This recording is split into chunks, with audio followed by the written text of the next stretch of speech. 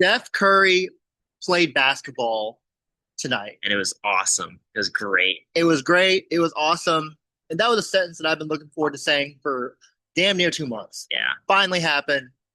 They lost. The Warriors lost. I don't really care. yeah, that's the thing. It's the last couple of Warriors wins and losses. It really hasn't felt like much, but this it really. I don't know what I'm going here, but like it's just Yeah. a lot to go through with Steph Curry's game. I would say this. Steve Kerr mentioned pre post game that it felt different in here. There was Yeah, a Steph Curry likes to call it a vibe. yeah, Whatever it was, you could feel it. I yeah, mean, it felt like a playoff game. yeah. It Steph, mattered more. This game felt like it actually mattered. Like it felt yes, like meaningful basketball is what they like to describe.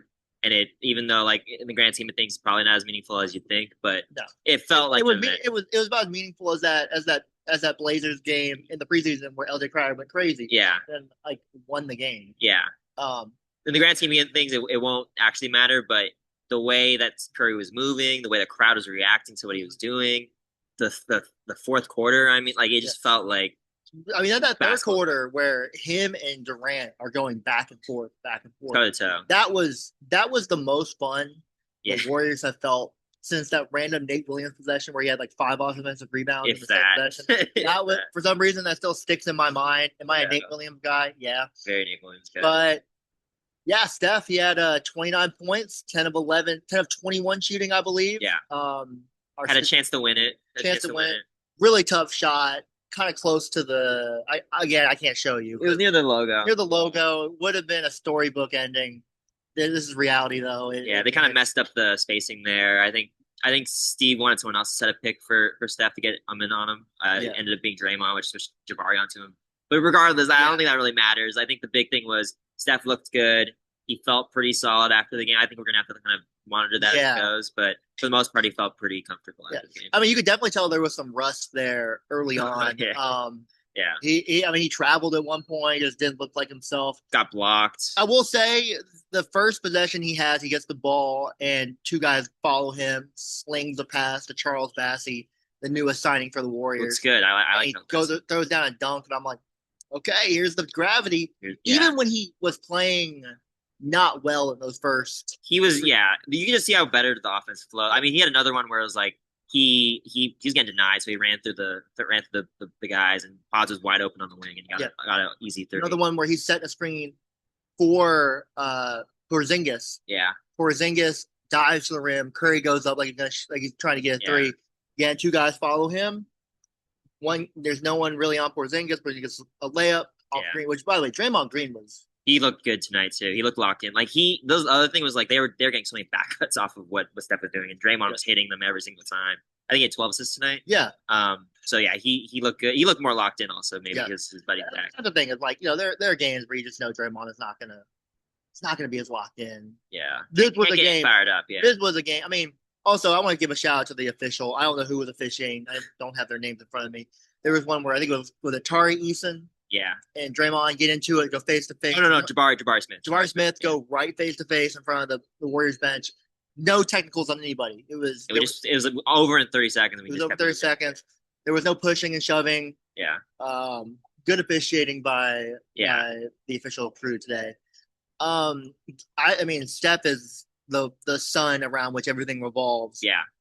Steph and Seth Curry finally get to play in a game together. It was funny because the first time they appeared together was for like 1 minute, and they ran up and down the court, and that was it. But Yeah, then they got back in one more time, and it was a little bit more important. I think yeah, they passed the ball to each other in that second stint. yeah, but no assist yet. No assists, no celebrations for threes or Right. anything.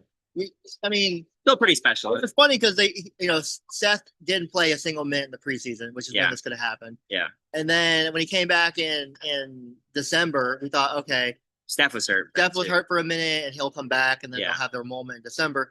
It's now like 5 games left, 4 games left in the season. yeah, I think yeah, it's funny that this is a storyline that did not get resolved until literally this is like a preseason storyline yeah. that did not get resolved I until feel good. now. Yeah, it took a while, and then like Seth was also kind of saying like there was a little bit of doubt because they both been really hurt, and like they both had to recover. What do you call them? The rehab The brothers? rehab bros, but Steph Rehab bros? Yeah, Yeah.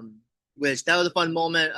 Real quick, Chris Porzingis, not his finest effort. Yeah. He had 5 fouls in the third quarter, and not as in, oh, he picked up 2 in the first, 1 in the second, No. 2 in the third. No, he picked up all 5 fouls in the third quarter. It was crazy. His last 3 were pretty stupid too, because one was on Katie, like after he got blocked, and like Katie's running the other way, and just swipes down. And then next quarter, because you have 5 fouls, you're prone to Şengün just doing elbow stuff to draw that foul. So I don't think it's going to be anything significant. I think if you were to be like glass half empty a little bit, like Şengün was kind of moving him in the post. He was like, but that's also cycle stuff. I mean, Şengün's like 270 pounds, and he's like 6'9". Yeah. Porzingis is 7'2", and he's like 250. So it's just like a center of gravity thing. Yeah. The thing I was a little disappointed at was you didn't really get to see any pick and pop with Steph and Porzingis. I'm sure that's coming at some point. Again, why would the coaching staff throw out every single wrinkle in the playbook tonight in 26 minutes when they have to win 2 playing games in a week? Yeah, like I mean, the fact that everyone got out healthy, we hope at least. Seems like they're pretty healthy. Like good. There was that lingering doubt in this morning where it's like, oh, is Steph going to play? Is he not going to play? Yeah. Steve Kerr emphatically said he is expected to play. Yeah. He did. He did. He looked good. I think, again, like he had to shake up some rust, and I think a lot of it was also just the speed of the game. And he was talking about like endurance after the game, just getting his wind back up. But I think for the most part, if you're a Warriors fan, you're pretty happy with this game. There was a. I just want to. Sorry to cut you off. Yeah. There was a play. I keep looking at the court because I'm like envisioning what happened, where he crosses up Kevin Durant at the 3-point line, drives in, gets hammered, knocked by Şengün. Which if Şengün had been the one being fouled, he would have landed somewhere at midcourt. Yeah. Regardless, makes the layup. Yeah. And is like doing a little shimmy to the crowd. Yeah. And at that moment, I just was like, okay. Yeah. He's back. He's back. And then the next possession, he comes down and hits like a deep 3 on the wing. Yeah. And this place is going crazy. Yeah. I was like, that's the thing for me. Like, I think it was really easy for all of us to be like, Steph should shut it down, get that draft pick, save his health, everything like that. But at the end of the day, he wanted to come back. And when he comes back, like you get nights like this where everything feels special. Yes. The crowd's going crazy. Games feel meaningful. The food tastes better. Yes. The sun is shining. The air is fresher. Yeah.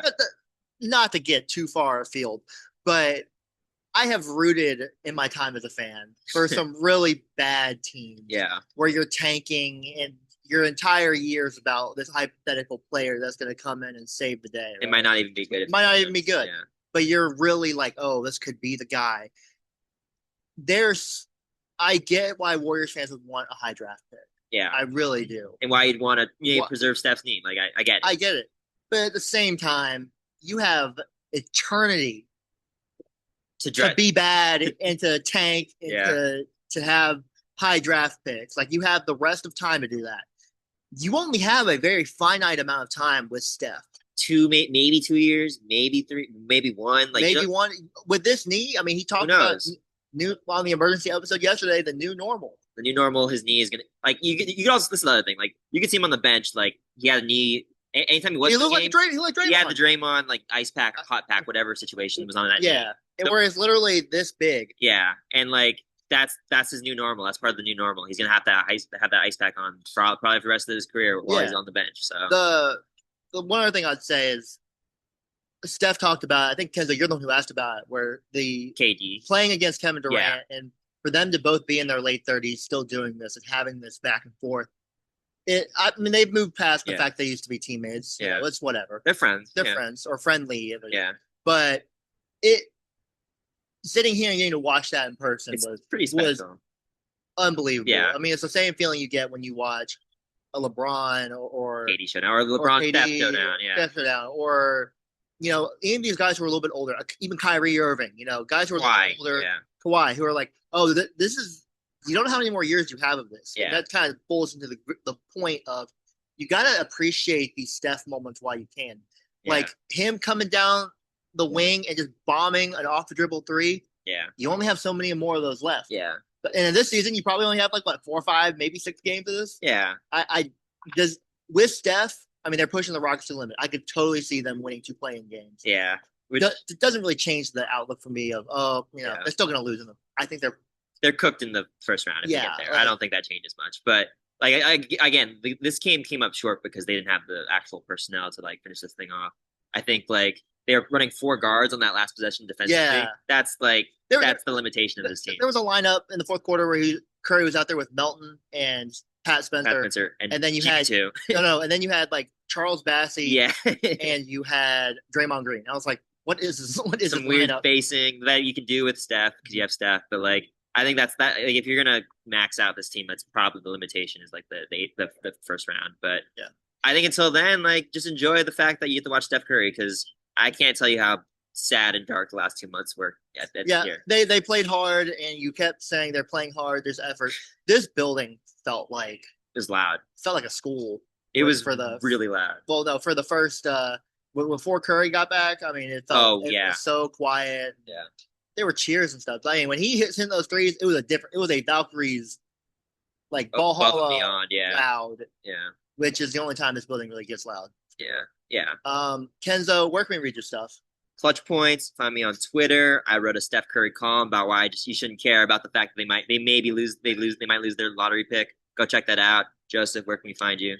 I'm with the Bay Area News Group, which is San Jose Mercury News, East Bay Times, a few other papers as well. I'm not going to give you the entire list. That's why we're a news group. Yeah. Emphasis on the group.